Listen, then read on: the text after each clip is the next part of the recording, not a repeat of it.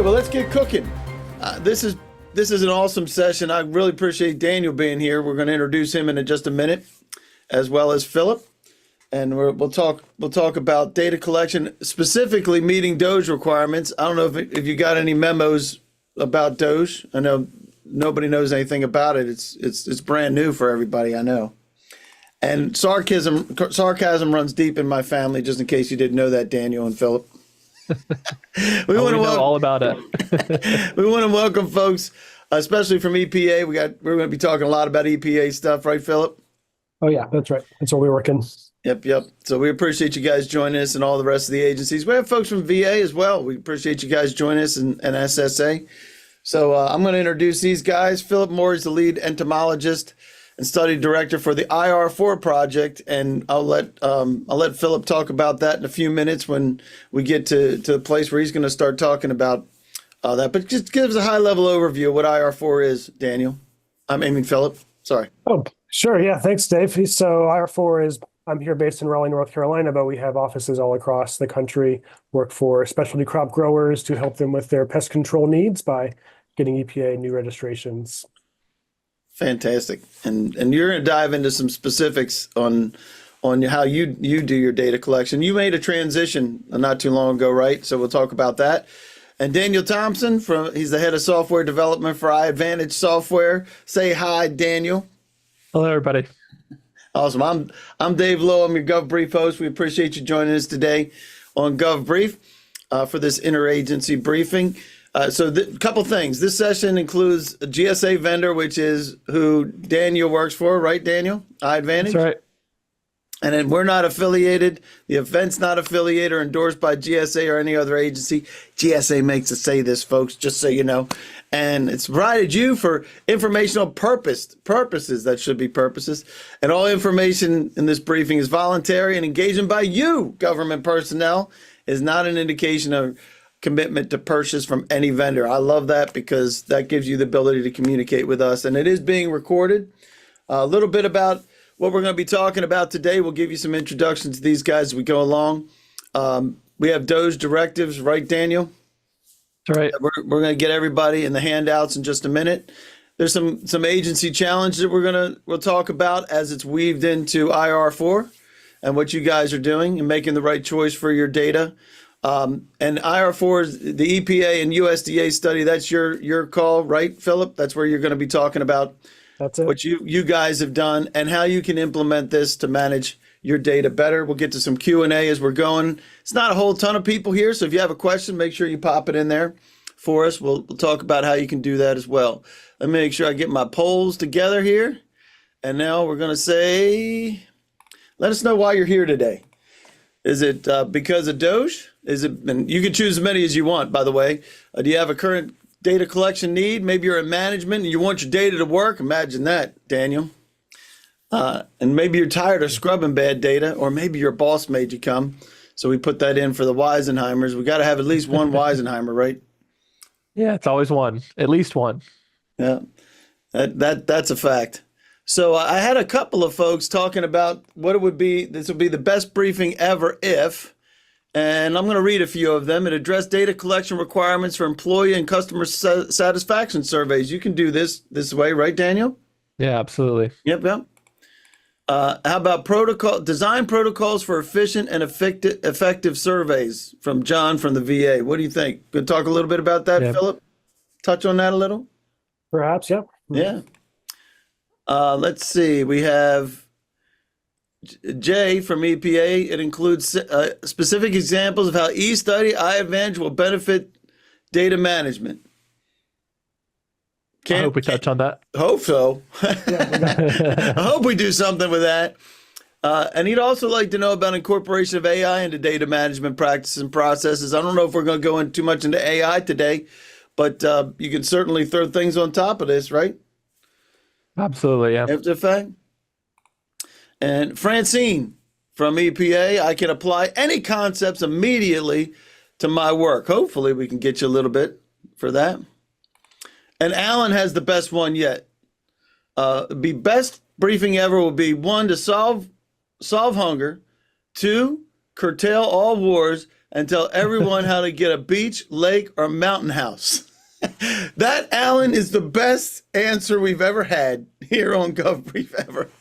That's a tall order to follow. If you can do that, I think we'll that would be that's above my pay grade, that's for sure. Absolutely.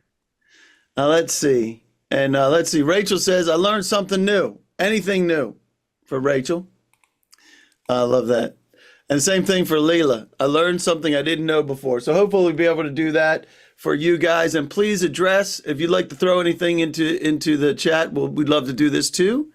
The challenges that this came from Marion from Social Security, challenges that come with collaborating on interagency projects. That's always a challenge, isn't it? So, yeah.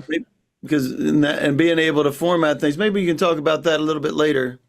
Let's see. I think that's pretty good. And Stephen was saying where to get additional information online or who to contact if there's something not covered in the session. Love that, Stephen. We'll make sure you get that as well. If you have any questions, if anybody pop anything in the chat, let's see if anything's there for us. I lost my chat. Carol Fry says, I already have a mountain house. There you go, Carol. You already did it, Daniel. We already checked off. We're already that much closer. Checked off the box for Carol. I love it. So if you have any questions, feel free to raise your hand, put it in the Q&A. I'll try to keep up with that as well as the chat.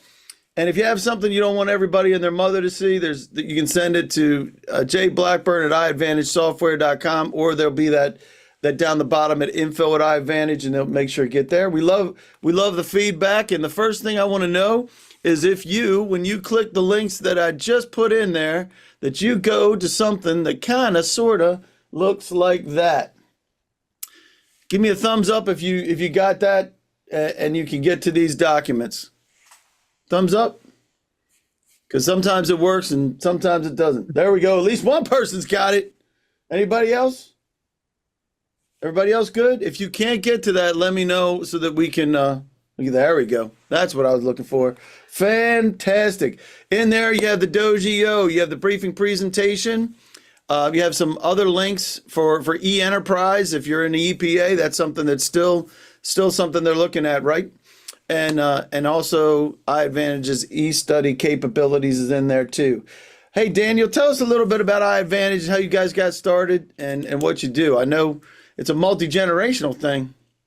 Yeah, absolutely. Yeah, 3 generations of Thompsons in the company. So a little bit about us. We were a software company founded in 2003, and we were born out of a necessity from our sister company, who was a team of scientists.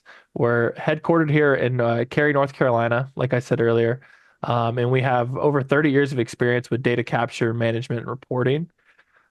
Majority of the data, although the platform is flexible to accommodate any data needs, the majority of the data has been to support regulatory submissions to EPA or USDA. We are a small business as well as a GSA schedule holder. That's awesome. And you do a lot of work. You do a lot of work behind the scenes with data collection, right? For EPA and USDA. So that's a good thing. Absolutely. Yeah. I would say probably 80% of the data collected in the platform goes into some sort of regulatory package to one of the agencies. Yeah. Yep. I love it.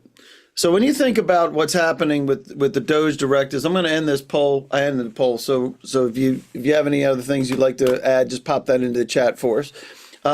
So there's a couple things that are called out. Technology modernization, we'll talk about that. We'll talk about cost reduction, especially when it deals with eliminating some of the waste and duplicative efforts, right? Process optimization, being able to streamline the process, making sure you have good data coming in, right, Daniel? Absolutely, yeah. And then data management itself. So being able to manage that data effectively, and then how that ties into public-private partnerships. All these things are wrapped around the DOGE directives, right? Right, Daniel?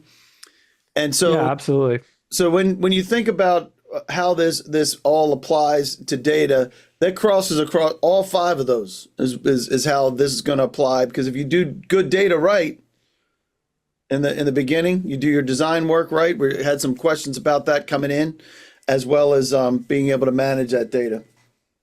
So when you think about some of those agency challenges with the budget cuts and things that are popping, a lot of this is affecting the redlined items there with research and development. We've seen cuts in those, right, as well. And then field testing, which is what you do, Philip. A lot of what you are involved in is out there in the field tests and looking at ways to be able to streamline that process. So when we look at the agency challenges, if you have any other agency challenges for you personally, pop those into the Q&A or into the chat for us so that we can hit those. That sound good for you guys? But these are some of the data, these are some of the challenges that they have. There's a lot of changes since January, right? Yeah, and a lot of the changes are still unknown. It's still, changing day by day. The one thing that's for sure, though, is a lot of people's jobs are going to have to be done with a lot less budget and a lot less manpower. So how do you gain efficiency with less people? And our solution for that is looking towards technology to fill in the gap. So got it. And George is saying he can't load the session documents because of the VA firewall. We'll make sure you get we'll get those to you so that you can get those. Okay, George, appreciate you very much. So give us an idea of what your role is when it comes to data, right? And managing in the data collection and management. Is it strategy? Is it design? Is it the collection itself? Is it an analysis? Is it reporting? You can pick as many as you want. And if you have any other comments, you can let us know. And I think this is important for us to be able to know what's happening here, Daniel, because you're going to take us through kind of the overview, and then we're going to get to Philip so he can tell us give us some really real life examples, right, Philip? What you guys have done. Yeah, so no matter where you're at in the data process or wherever you say in the poll, it's really important that you make the right choice for your data. And what I mean by that is that whether there's a set workflow or process now, with the changes in the agency, a lot of people are having to restructure their organization, or maybe you're not sure of if you're going to have data collection moving forward, if your department's going to be completely reorganized. Regardless of what the situation is, though, there's always a time for you to look at the process and make improvements. And if there is no sort of digital solution, one of the ways you could do that is look towards software. And some of the key points to look for in software are a platform that's able to collect, manage, analyze, and report all that data out in one platform, and also allow you the capability to share and send data across different departments or agencies, divisions, whatever the breakdown is for you. That's something that we've seen repeatedly is, each department, each division has their own data system and they don't communicate to each other. And then they end up getting different results and spend a lot of time on the back end having to clean up that data. So a couple different points to look for as well is, making sure that the platform is secure.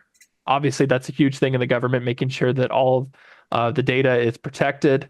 Make sure it has a capability to allow you to enter data from many different sources, whether it's imported manually or whether it's the APIs that connect data sources together. Another one that's really big is data validation, real-time validation. I know a very big push right now is for data standardization. So reducing costs on the back end to scrub data. If you put data validation on the front end of things, it saves you a lot of time on the back end. Another one is remote access. This may not be a big deal to some people, but I know there is limitations to every government agency on how you can communicate with internal systems from outside firewalls. I think George was a perfect example of that. The firewall doesn't let outsiders in. So, but regardless of what you choose, make sure that you're leveraging technology to enhance your efficiency, accuracy, and reliability. Yeah, I love that too. So I got a couple of comments here. First, I want to share the results for this so that you can see where we are. Pretty even around, but reporting takes the lead for kind of actual usage of the data. And that goes to making sure, number one, to your point, Daniel, you get the right, if you have the right design, then you can actually use that data for reporting in multiple facets. And you've done that multiple times, right? That's kind of like your gig. So let's see. There's a couple of pieces here for this. Within contract negotiation, wow, that's an interesting one. Annual survey, sole statistician and data scientist at my agency, right? So there you go. Somebody that's inputting the data and using data to support regulatory decisions. So those are some of the feedback that we got there. And all of those, it has to do it all, doesn't it? Yeah. I mean, it should handle the process from A to Z, no matter where you're at in the workflow. It should make your life easier. So absolutely. So let's ask this, and then we're going to get right into you. Hang on a second. I got to stop sharing the poll before I can do this. Here we go. Come on, Zoom, help me out. There we go. How do you do it? How do you do your data collection right now? As far as getting your data in, is it spreadsheet? Is it phone and email? Is it paper form? Because we're going to talk about that, right, Philip? That's where you were. And a survey tool. And we already know where it's going to probably wind up being. We all have our bets on this, but every time we've done this, we've come up with the number one, and it's already leaning that way. Daniel, I don't know. I know where I'd put my money. Yeah. Yep, because that's exactly where we are. So give me 1 sec, and we'll get to there. So, and then if you have GLP, so good lab practices, and that's the scientific side, right, Daniel? Yeah, absolutely. And there's different forms and fashions of it. To cover different practices, there is GXP, so it kind of fits different. So if it's good laboratory practices, I think there's a couple others. I can't think of it off the top of my head, but if it's not in a lab setting, if it's in a pharmaceutical fashion, there's different terminology for it. But yeah, it basically makes sure that you're doing your due diligence to make sure that the data is straight and true. And that, I think everybody wants that. They may not know that it's GLP. Absolutely. Right. Yeah, I'm sure that it's in different compliances. There's overlap with GLP in a lot of ways. Fantastic. So we'll give another couple of seconds there. And while folks are filling that out, Philip, let's talk about you a little bit, because you have the case study for today. And again, you're the lead entomologist and study director for IR4. Remind us what IR4 does again. Oh, yeah, we work with specialty crops to conduct the studies necessary to get EPA new registrations. Love it. But yeah, be happy to talk more about that in a second. Tell us a little bit about, because you have a great mission, by the way, because you're protecting the public, right? That's your idea. That's the whole idea. IR4 is mission driven. We're USDA funded and have been around for over 60 years. It's a very important program for growers and for food consumers. We all like to eat fruits and vegetables and nuts and all those healthy things. And without IR4, those growers wouldn't be around. There's a lot of pest issues out there, as you might imagine, for growers. You name it, they have to deal with it. Imported pests from overseas, or just homegrown things that get out of control, or they get resistance to the current tools, et cetera. Different management tools are going away. So IR4, what we do is work with those specialty crop growers, help them to address those pest control needs. And then we do the work that's required for EPA to say that this could be a new registered use for a given pesticide to treat a given crop. So we need to make sure we're measuring residues, we're doing efficacy and crop safety, all sorts of different data sets that we're collecting to then report into EPA so they can make a decision if it's safe and effective for human health and the environment. And IR4, we work, as you see here, all across the country. We address the needs of any grower in the United States. We work very closely with our Canadian partners at the Agriculture Agri-Food Canada, the Pest Management Center there. So we have regions all across the country, the 4 you see here in the different colors.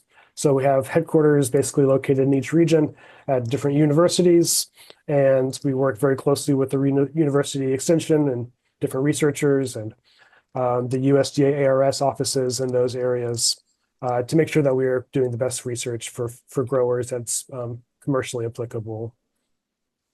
That's awesome. And so we're going to get into your piece here. I do want to share this out with everybody. That shocking, not for us, right, Daniel? 'Cause we've done a few of these, and we find that's about right smack where it would be, with spreadsheets being the top. But look, paper's right behind it. Yep. Philip. So that's one of the things that you've done, and there's other folks using survey tools too, and they can combine. It's not just one, right? They're using these multiple ways. And then let's see, 31% plus 31%, so 62% is yes or sometimes, and then folks don't know what that means. Let's tell them again what that means for GLP, so that folks at least can walk away with what that standard is. Philip, I don't know if you have a better summary of it than one from a scientific perspective. I know I'm putting you on the spot, but you may be able to just explain it a little bit better than I can. Yeah, it's a big part of what we do at IR4. All of our residue studies and any studies submitted to EPA for pesticide registrations need to be conducted under good laboratory practice standards, which were put into place in the late 80s in response to a lot of rampant fraud that was occurring at different labs that do studies like ours. And the data that was being submitted wasn't holding up when EPA was going out there and inspecting those sites and doing their due diligence. So there's rules that have to be followed, and a lot of data needs to be collected to back up the data that was collected. Timestamps of when, where, who, those types of things need to be known in order for EPA or other agencies to say your data is any good. Otherwise, they'll just throw it out. So it's a pretty big deal for the work that I do and for all different types of other areas, as Daniel mentioned, that use similar forms of good laboratory practice or other similar acronyms. So it addresses data integrity, and I think everybody here would want to be able to support that. No matter whether you're doing studies or trials or even just simple surveys, you want your data to be right. Right? Definitely. Exactly. So, GLP is just basically, do what you say and say what you do. It's pretty simple. Yep. So crop field trials, what's that OPPTS, this thing that you got at the top? Yeah, EPA has rules beyond the GLP I just mentioned that say we have to do our studies in a certain way. And this is the specific guideline number. OPP is the Office of Pesticide Programs at EPA. So it's a specific branch, and we have to do our studies according to those rules for EPA again to like the data that we give them. Otherwise, they might throw it out. And so you have 100 pages plus of raw data. Is that what that says? Yeah, we're basically trying to illustrate here those things, those rules that EPA imposes on the data that we collect. That's all relatively the last 30 years. This all came into being. IR4 has been around for 60 years, so we've had to adapt. And the way that we've done it as an organization is to collect a lot of paper raw data. And so you can see some of the numbers there. Each field trial we do has about 100 pages, more for more complex trials. So that's individual pages times 350 trials. A lot of data collection you can see, and that's just the field aspects.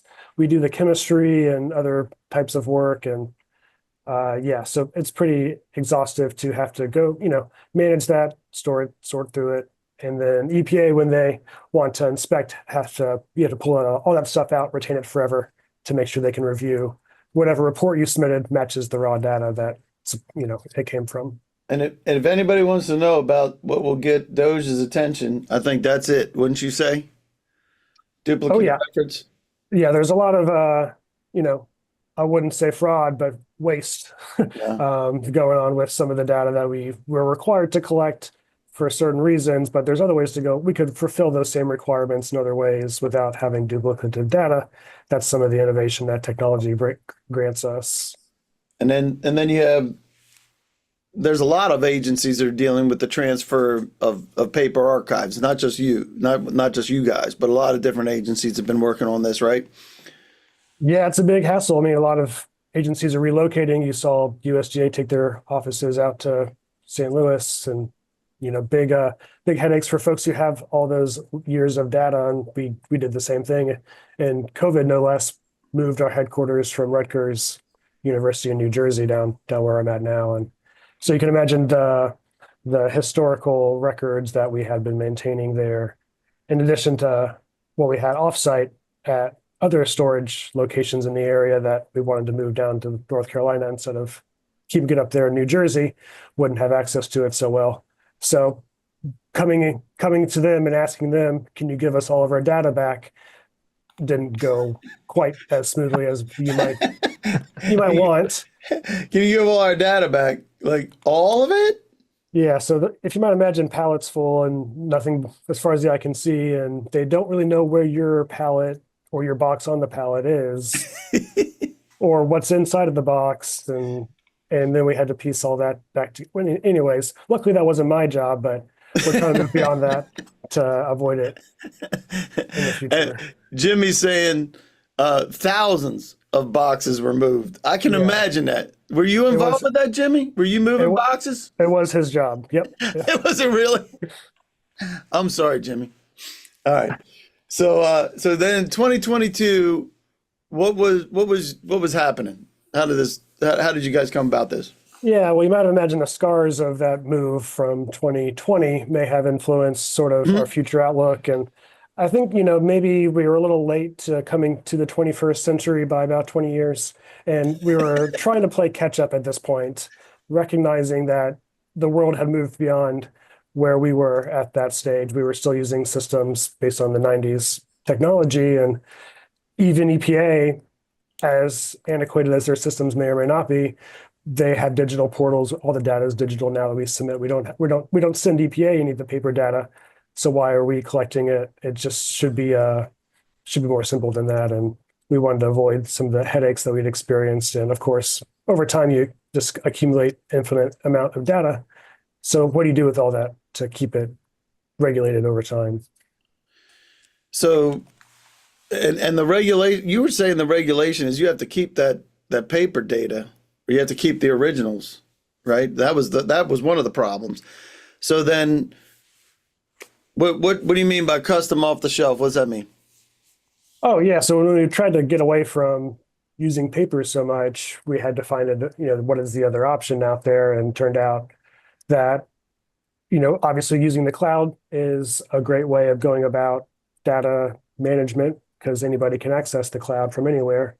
And having something that is off the shelf means we don't have to do hardly anything to make it be something we could use ready to go in the field for our researchers, just in the sense that the software is already designed for the type of work that we do. And it was fairly simple versus doing something from scratch, which is the alternative, make our own coding team, come up with what is our data module and database system and reporting software. And that would have taken much longer to implement.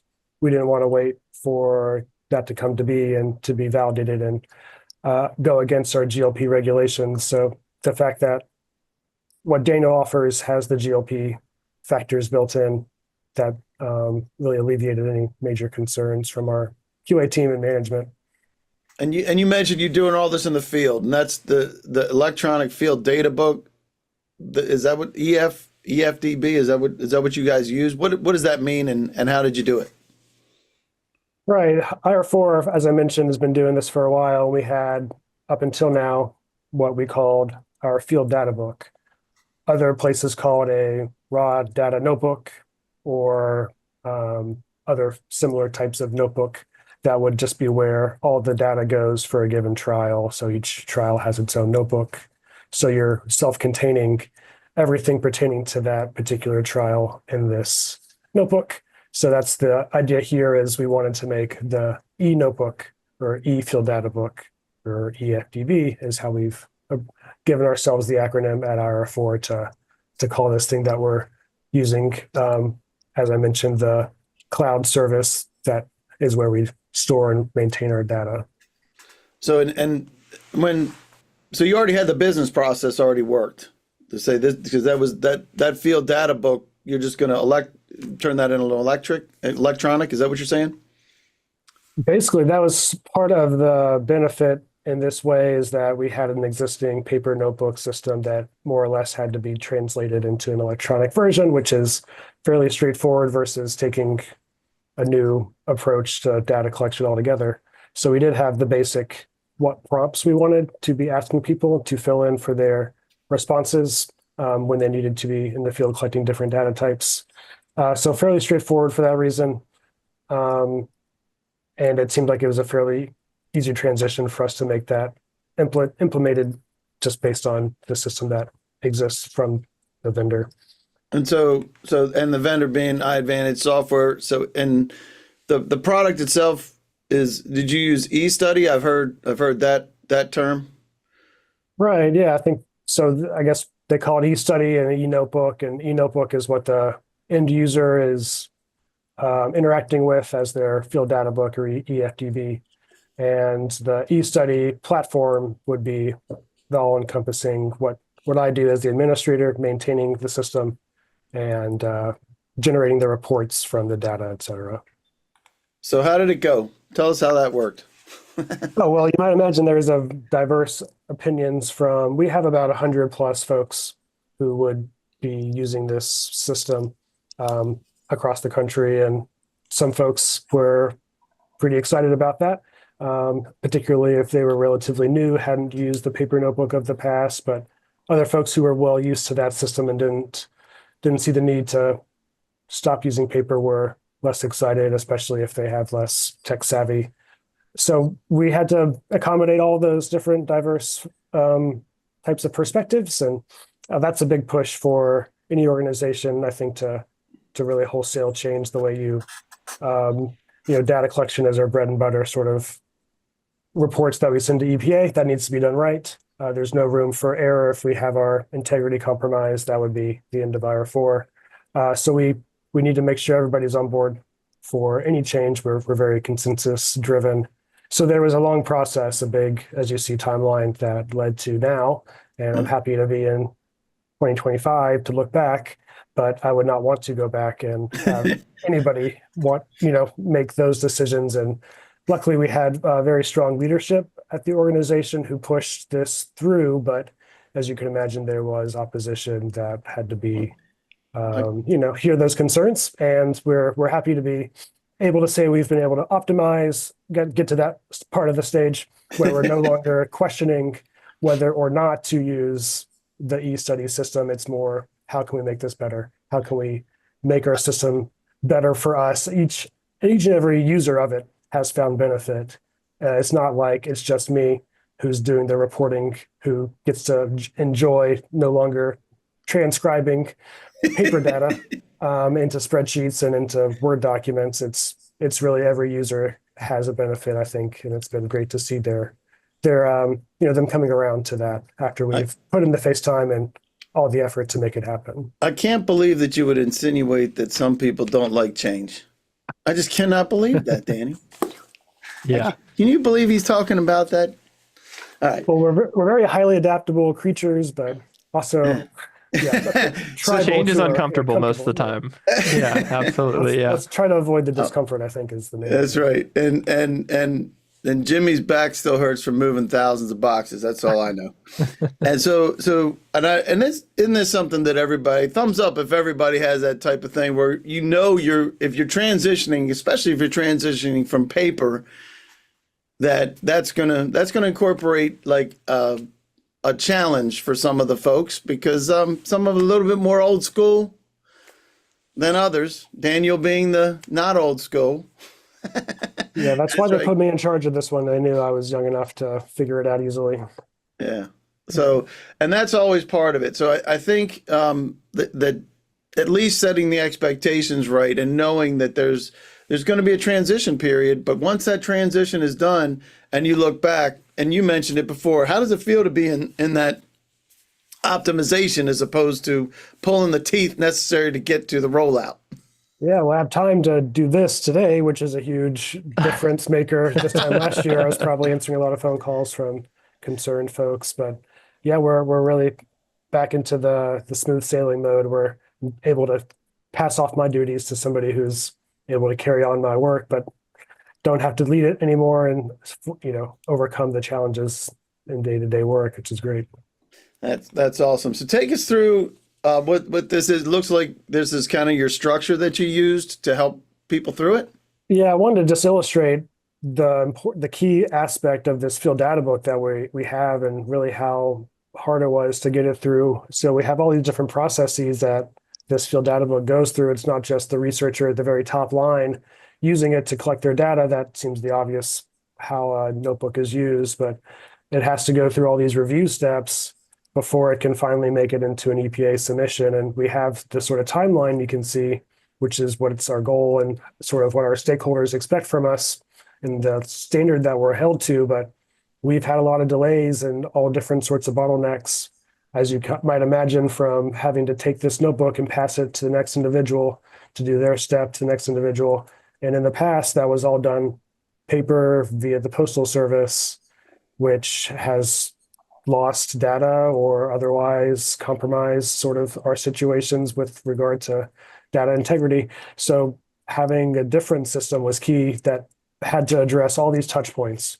Really, we have so many different, hundreds of notebooks every year that have to go through this sort of drawn out process before we can say the data is good and give it to EPA and be done with it. But really, I had to, you can imagine the pain of working with every different stakeholder audience among this line of getting the notebook to be finalized. So we have a lot of rigorous sort of SOPs that have to be followed. So wholesale processes to be updated, and that was part of the effort to validate this thing and get it ready for prime time, which luckily that's in our past now.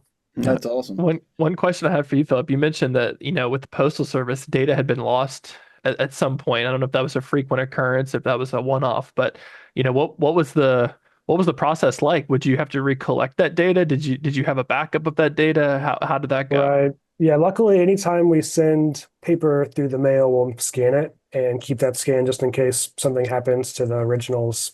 And then you do have to make this note on your compliance statement, tell EPA at the top of your report, hey, we lost the original.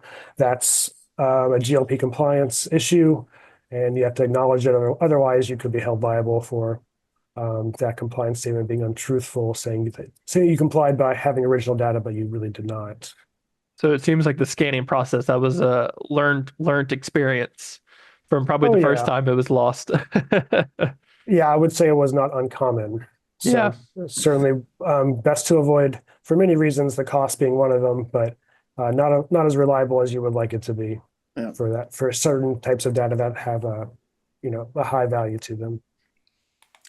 So when you talk about challenges, just about every agency has similar challenges, which is I think that's why it's important that you get the framework right, like you guys did, Daniel. Congratulations on that, by the way. That was, Philip, that was awesome what you guys did, Philip. So take us through the challenges and how you manage that.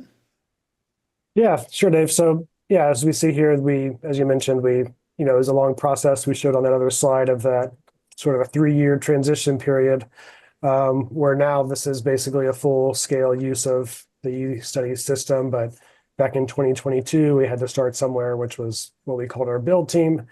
Jimmy, other folks were critical to having representation from different parts of our organization, and having just a small group, of course, is nice to make decisions with. You could sort of move faster that way and come up with a draft of what we thought was the basic skeleton of the system and how it should work, to take it to the next level for approval and validating all of that. So that was sort of the step one. Step two is, once we had approval from our board of directors that they wanted to see this thing be used and we were willing to move in that direction, we could then do all the different sort of documentation requirements. We have to have SOPs under the GLP system, have to do validation for electronic data capture, make sure that it's being maintained appropriately and not corrupted, et cetera.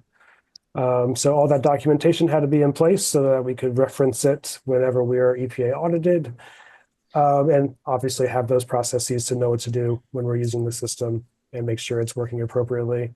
So basically, once we had all that, we could then test the thing in the field, which is what happened in 2023.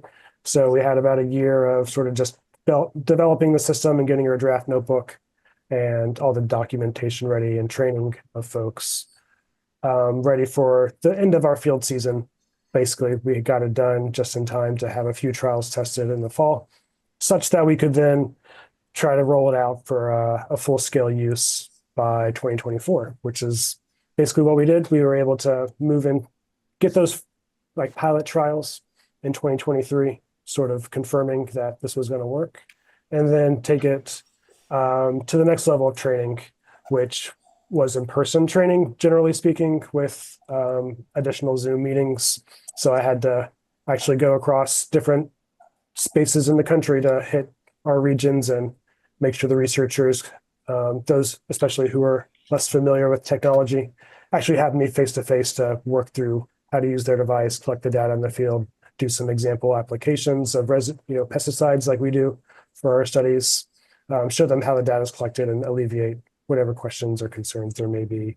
So basically a big push in 2024 to get that out.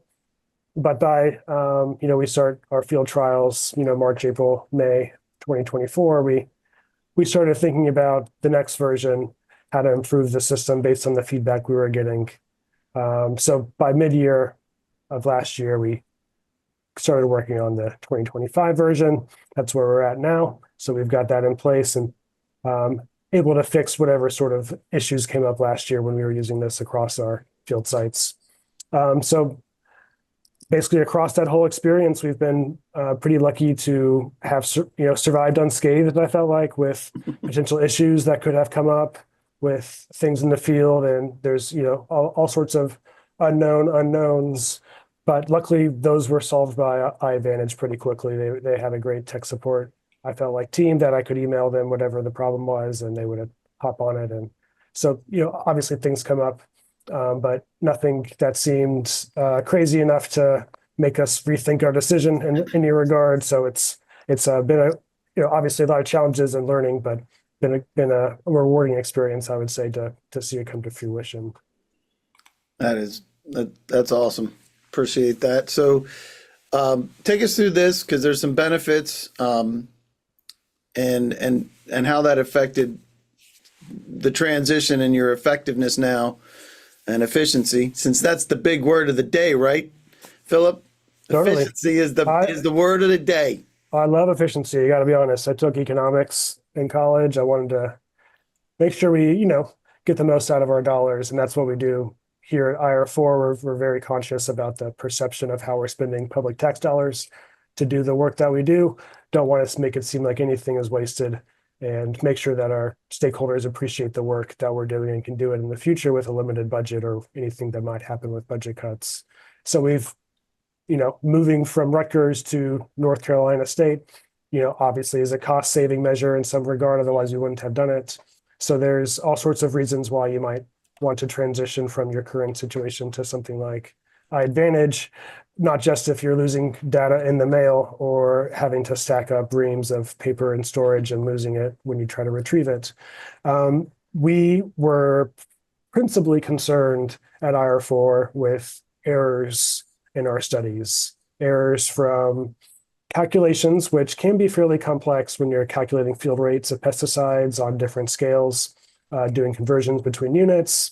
Our researchers, although they are excellent, could have made an application error and not known it. And that could have doomed our field trial, so we could no longer use that data. We needed to do a new trial. And if we didn't catch that error, we would have to have waited, as you saw in that 20-month cycle, about a year later to find out that the application was done incorrectly and that trial was no good, which cost us a year of growers being able to access this particular chemical that they needed for their pest control problems. Wow. So it was a big concern was the fact that we were not catching errors soon enough. And how can we get this paper notebook through its life cycle? We added in an extra step. We basically said we need to have another reviewer adding in additional layers of complexity to solve that. Well, what is a fairly rare issue, but still a costly one. And that is what we were dealing with paper notebooks, and was fairly untenable to have those things happening in any sort of repetition. So not only is that a major source of contention in the organization, but transcribing data from a paper into a report or otherwise always introduces a ton of errors.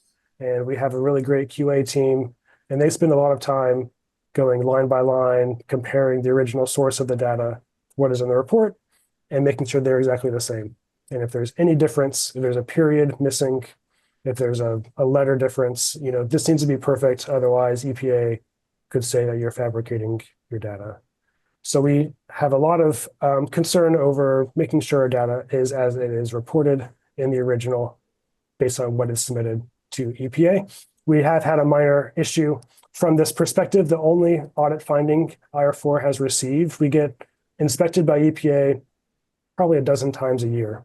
And this is the only time since I've been here.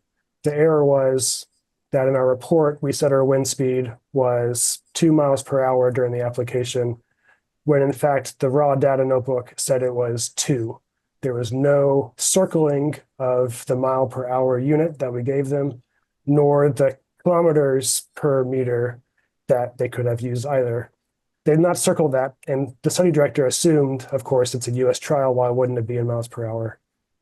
Anyways, that was our audit finding that we have had. We don't want that to happen again. That was your audit finding, was missing in miles per hour or kilometers per hour.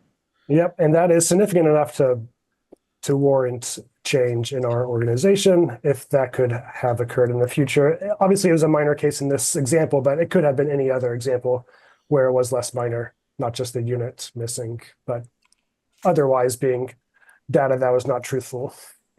Anyways, so there's a lot of benefits from having data go from a digital, directly into a digital location, a database, and then directly into a report seamlessly versus a human making those moves. I have a small amount of dyslexia, I think, with some things that I type. Have to be very careful. Anyways, so that was pretty huge for us, is that we needed to both move into the 21st century in a wise and constructive way that would sort of safeguard our processes, future-proof us for the next 60 years that IR4 plans to be in existence. And how can we do so using the latest and greatest sort of, computers they're an old hat nowadays. iPhone has been around 10 years. I feel like there was, whatever concerns we had in 2006 when we tried to use an electronic pen data collection system, that didn't work. And a lot of people had memories of that. And we were able to let them know this was no way resembling an electronic pen. And that, the whole cloud, you can access data in the field, even in very remote locations now. I've heard from all of my researchers that they're very impressed with the ability to, access the internet or do whatever they need to on the electronic device, no matter where they are. Cell phone networks are widespread and it's unlimited data. So there's really very little challenges once people sort of get used to the new system. And there's been, those are sort of the short-term gains and what we needed to address immediately. But we're really excited, I think. And somebody mentioned AI. We haven't gotten there quite yet, but just in terms of having a huge database of residues across all the different specialty crops that we work in, which is hundreds of different unique and interesting crops all across the country, different field sites, you could really do some interesting data work. And EPA is very receptive to reducing the amount of field trials and actual, sort of testing toxic ingredients in the environment. Why couldn't we do some work with modeling and other ways of sort of translating data between systems that allow them to make informed decisions without the cost? And that is efficiency there. And so I think we're really working on that by having data that is easy to access and to work with, like the system is. And is it oftentimes that sometimes the report has to go to EPA and then other USDA and things like that? From your perspective, I know, Daniel, you have that happen multiple times where you have to feed two different agencies the same fundamental data, but it has to look a little different, right? What do you do? Yeah. How does that work? Well, I mean, the great thing about the product is that you build report templates. It works a lot like mail merge, if anybody's familiar with that product, where you put in where you want your data to be inserted and it populates all the data in there and it looks exactly like the template. So, I'm sure, Philip, you guys have already went through setting up whatever the final report is for the EPA, Yep, that's right. designing that report, and then the data goes directly into the template. And, if you were reporting to, let's say, 20 agencies, you could have 20 different report templates and pull that same data in. So I don't even want to know how much time it would save you if that was the situation with your organization. So Absolutely. Well, all right, we're gonna get you guys out of here in just a minute. We want to know if you for next steps, if you'd like to discuss an existing data need, maybe a demo of eStudy. As you mentioned, you went through a trial pilot, right, Philip, in order to get this to work. So you could discuss that. You can provide feedback for the next briefing if you have something that you'd like to participate in.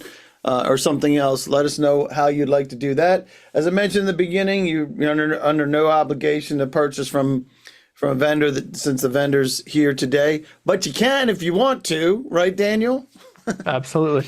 Like you mentioned, you're a small business, you have a GSA contract, so all that information is there. If you talk to your contracting shop and they're looking for streamlined acquisition in some other fashion, Daniel can help walk you through that through their partners.